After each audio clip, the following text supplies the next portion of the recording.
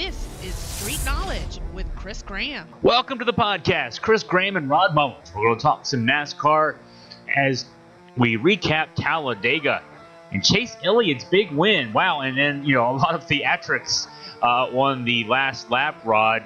Take us through what was, it was a good race and a thrilling finish at Dega. Well, I'll tell you, I couldn't say anything better about this race than I can than what happened on Sunday afternoon down at Talladega. It's probably one of the best Talladega races that I've watched. We didn't see the carnage, the mass carnage. We did see the big ones, but we didn't see the carnage going constantly out.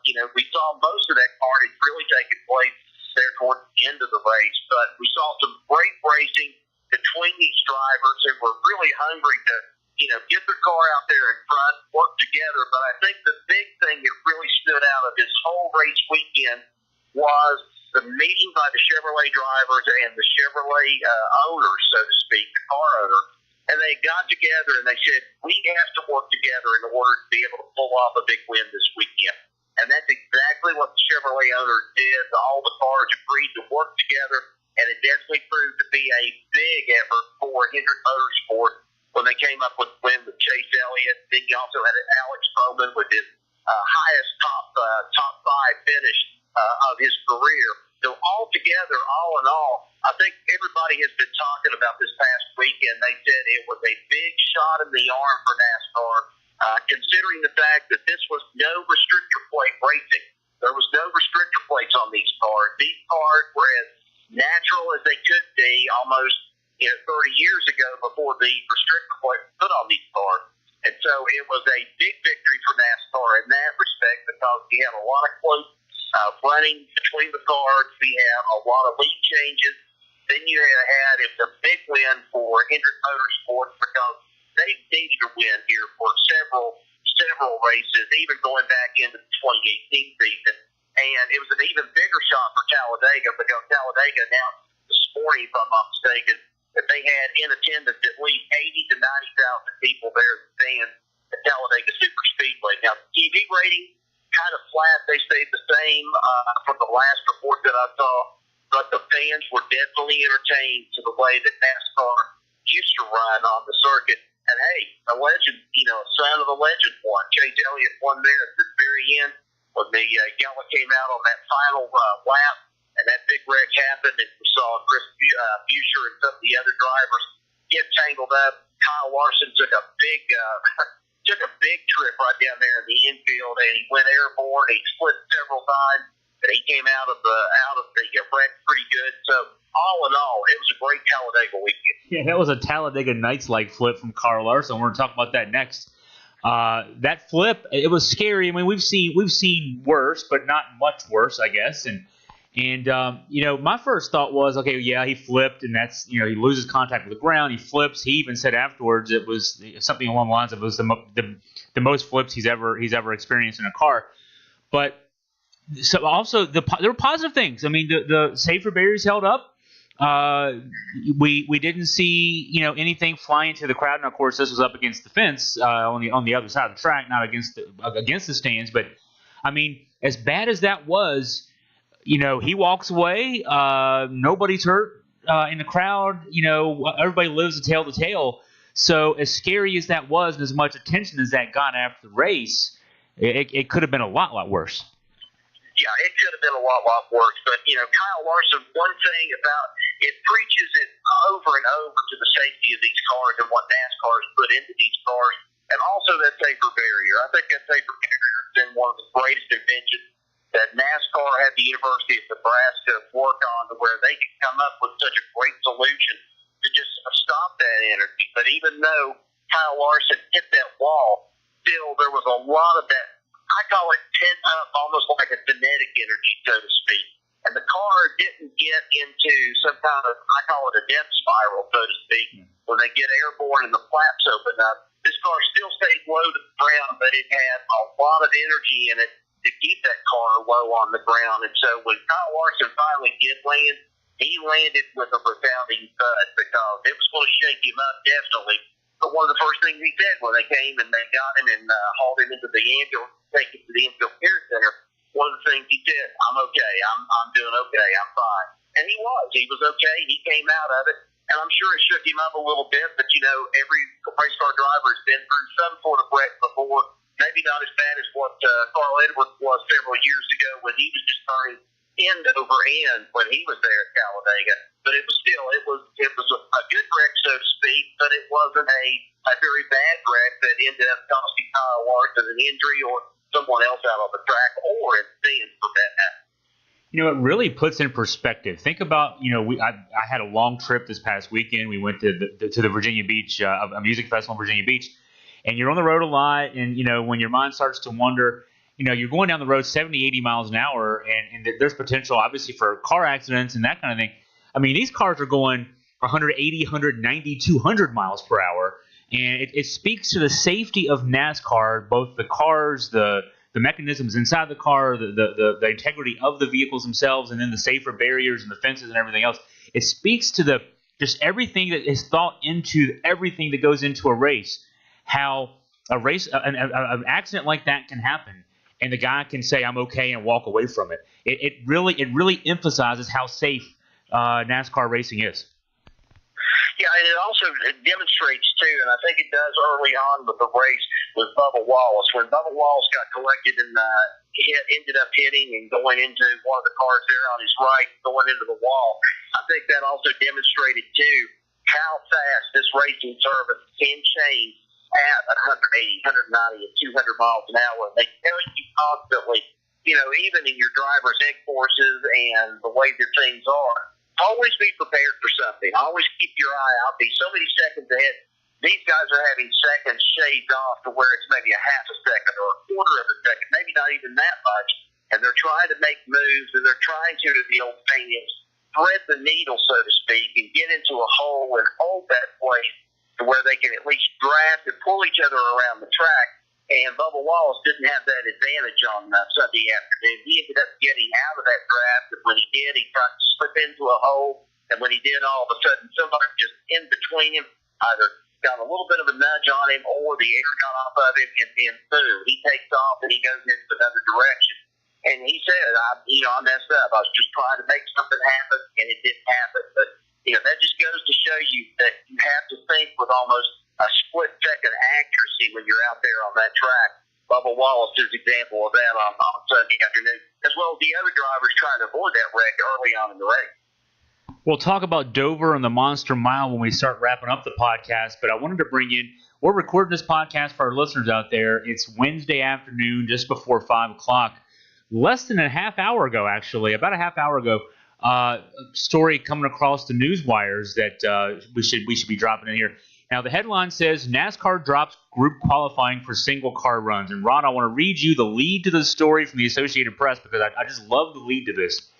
NASCAR has dropped its fight to add excitement value to qualifying and will return to single-car laps after the current format became a laughingstock.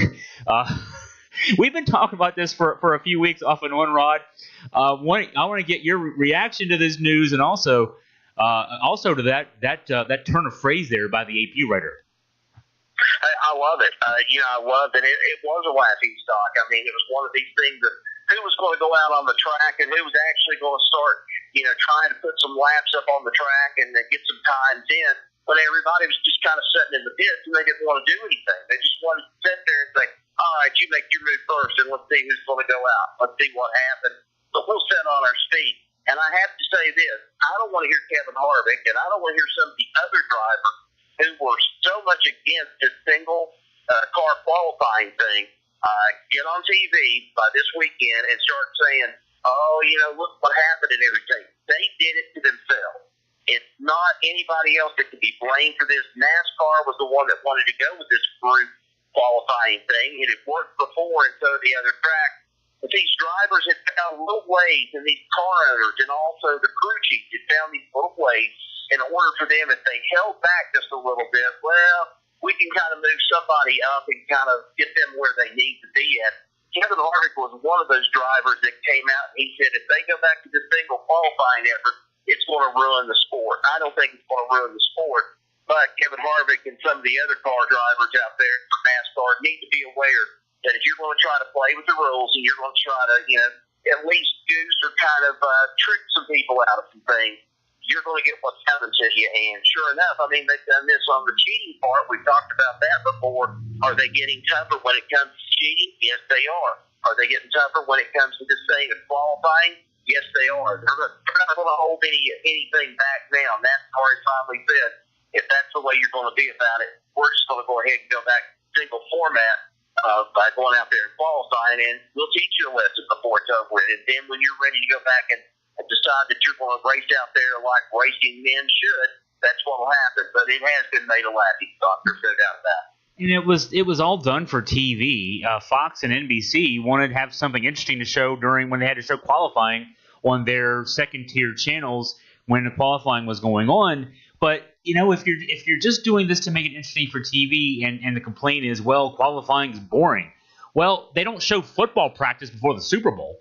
And we're both writers. You cover a lot more NASCAR than I do, but having covered NASCAR weekends, from a writer's standpoint, qualifying day is the best time to walk around the garage. You talk to crew chiefs, engineers, you talk to the drivers, and so what if it's boring on TV? It's not supposed to be exciting. It's just part of the process. The exciting stuff is the racing action. You have 2 or 3 races a weekend. That's where the excitement is. And so the idea that NBC and Fox pushed this silly system on us, thank God it's over with. Yeah, and you're right. NASCAR realizes this thing too. Of here it is. You've got these 2 big networks that sign for bukus of money to have this racing contract through 2020, 2025, whatever the deal is with NBC and whatever the deal is with Fox. But they have started nitpicking now. I think it's just little things, and the fans have started nitpicking. So forth. And I'm going back to this. Some of these fans really like the single car qualifying thing because it makes that driver, he's got no other obstacle out there on that course whatsoever or on that track, to be able to make that run and just do so well at it and push that car as far as they can go. Now, on the second point that I was going to make too, this nitpicking that's been going on, it's already going to cost us Darrell Walter. And I'm coming back to the man's defense again, and I used to again. I disliked the man at first because I thought he was too much, the hit part of this whole racing thing, but he's that last little thing that we've got of what NASCAR was at least 30 or 35 years ago, and he sees it from a different perspective is what we do. NASCAR sees this whole qualifying effort of going back to the single car qualifying as a chance to kind of regain some glory that they've lost by going to this group format that Fox and NBC has, kind of pushed because of money, advertisers, racing attention and so forth. I think that's going to be a big deal. I think going back to that single qualifying thing, it makes it more exciting of who's going to be on the bubble right at that very end instead of having 3 time trials of qualifying that's out there on the track. I think this is going to really push some teams to be much better. And will we see the cheating thing come back into it again? We probably will, like what happened with Austin Dillon this past weekend. Austin Dillon, his car was fined this past weekend from Talladega. His crew chief is going to be sitting out of the race. I forget how many $1,000 that Richard Childress Racing will be fined. All because in the spoiler back there in the back, they found Bondo. And that made all the difference in the world. And now Austin Dillon suffering a little bit of a setback this past weekend. So is his crew chief going into Dover. One other thing I wanted to add in before we start talking about Dover and this weekend, Rod, Dale Earnhardt Jr., some news regarding Dale. He's going to be working his first Kentucky Derby this weekend. Part of his growing role with NBC Sports. He's also supposed to do the Indy 500 later this month. And I'm looking at this, Rod. I wanted to get your thoughts. I'm looking at this as a very big positive for NASCAR. When you see now, I know last year there was some controversy gemmed up by some hockey fans when Dale Jr. was used on an NBC hockey broadcast, playoff hockey broadcast. But, I look at this and say, here's the most recognizable face of NASCAR, has been for a long time, and now he's transitioned to the booth.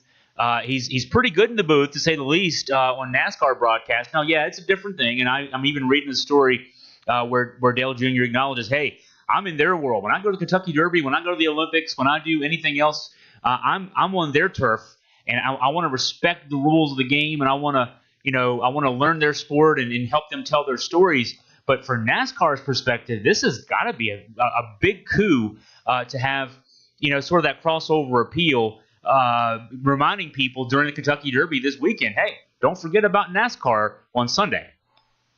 Yeah, it keeps that word of mouth out there, that advertising out there about NASCAR. And Dale Earnhardt Jr. has admitted, he likes this sort of thing. He likes horse racing. I really expect him. I know this may sound crazy, but if it wasn't for the NASCAR schedule running into the fall, we might very well see him on Sunday Night Football without Michael Collins. So they might even make him a sideline reporter. He wants to cover football so bad, but he can't because NBC is in that fall stretch of all those races. Now, if the opportunity presented itself that he might do a Monday night game, for example, and NBC has the rights to the Monday night game, he might have a little bit of a better chance with it. But I'm going to tell you something. People are selling Dale Earnhardt Jr. short. You mentioned the thing about the hockey thing when Mike Tirico was interviewing him prior to the Olympics and everything coming up. If people haven't had a chance to listen to Dirty Mo Radio, and that is Dale Earnhardt Jr.'s own little network that he has for podcasting, you need to take a listen to the Dale Jr. Download. And I have been enjoying myself off and on here for the last few days as I've had a chance to listen to interviews with Kirk Shelmerdine, also with Richard Childress and some other drivers in there, even some younger drivers. But the one this past week that he really could not control, and the podcast went 2 hours, and he talked about all the thrill of stock car racing to drag racing, was his 2-hour interview with John Force. That was unreal to listen to some of the excerpts of this little interview. He knows what he's talking about, even though he may have not done drag racing down the line. Dale Jr. does a lot of research, and I think we're going to see a lot of research done on for his part when he goes to the Kentucky Derby and he does his broadcast from there. And I would not be surprised that he will talk a lot about it on his Dale Jr. Download on that following Monday when it comes out. I'm sure he's going to have a thrill out of it. Rutledge Wood and him are going to be in the infield. They're going to be going around talking to some of the fans. They're going to be talking to some of the jockeys and different things. He won't be able to talk about aerodynamics and forces and different things like that, and how much fuel is going to go into this horse to be able to cross the finish line. But I think he gives the perspective of just one of us, at least, that's never had a chance to maybe see something like this, is going to see one of the greatest spectacles of horse racing this coming weekend. Yeah, he won't know the particulars of horse racing, but he has some ideas on physics. And it'll be interesting to hear his perspective from the outside looking in, but also with a little bit of knowledge of how racing goes. So let's now get you ready. Dover and the Monster Mile. Rod, get us ready for the weekend. Well, Dover and the Monster Mile is going to be another big race coming up for these drivers. You've got drivers like Jimmy Johnson, who still, and I've talked about Jimmy Johnson off and on. This would be a great race for him to be able to pick up a win, or at least try to get a win in there, because Jimmy Johnson has done well at Dover before. And for those of you that are not familiar with Dover, it is essentially a concrete bristle. I mean, you've got high banking, except that this thing is stretched out, and that's the reason why they call it the Monster Mile. You've got a track that is very unforgiving. Just when you think it's ready to turn, what you would think at Bristol, you've got just a little bit more to go, but the turns are a lot sharper as you go into 1 and 2 as you're getting around through there. And Dover is located conveniently, of course. It's outside of Washington, D.C. It's over in Delaware. I've had a chance to go by the track before, and they always put on a really great show there. And, of course, the Air Force Base is right there next door. They bring in a lot of people. They bring in some people out of the Northeast, some from New Jersey, some from Philadelphia, of course, down from Pennsylvania and some other points. For them, this is going to be a big race of where at least they can have maybe some kind of a good semblance of a crowd there this weekend. Let's hope that they do, because they're looking for some decent weather, and it's always an iffy thing. If it's cloudy there, if it's rainy, well, we may have a good race and we may not. Depends on how things go. Jimmy Johnson definitely will be one that's favored. I wouldn't rule out Ryan Blaney either at this point. Ryan Blaney, and then also Team Penske has done really well here in the last few races, and can't rule out Kyle Busch. He likes the track as well. Kyle Busch is kind of hungry for a win, too, because if you heard Radioactive from Fox Sports this past weekend, I can't even begin to name all the different curse words that Kyle Busch was using because nobody would draft with him this past weekend at Talladega. Well, he won't have to draft at Dover this weekend, but he'll have to fight for position everywhere that he goes. And so it'll be a big race for all these drivers, and hopefully we'll see another great race like what we did this past weekend at Talladega. Yeah, looking at the weather, it is iffy.